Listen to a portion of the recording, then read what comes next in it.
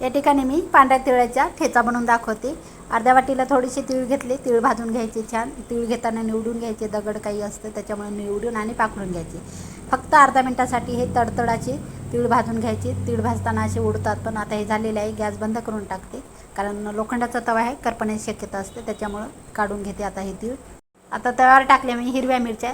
तिळाचा ठेचा बनवताना खूप तिखट मिरच्या घ्यायच्या, कारण चवीला हा तिळाचा ठेचा खूप छान लागतो।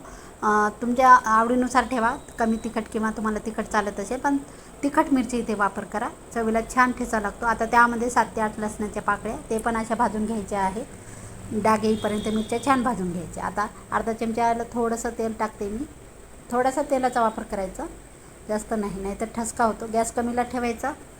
आता त्यामध्ये टाकते मी अर्धा चमचा जिरं।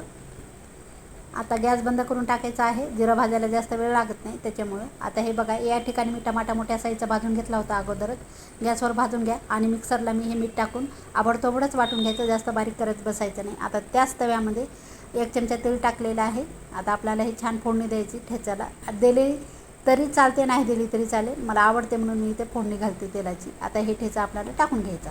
तुम्ही खलबत्त्यालासुद्धा वाटू शकता, पाण्याचा अजिबात वापर करायचा नाही। आणि मीठ टाकून मस्त वाटून घ्यायचा। कोथिंबीर टाकू शकता, मी टाकत नाही आहे।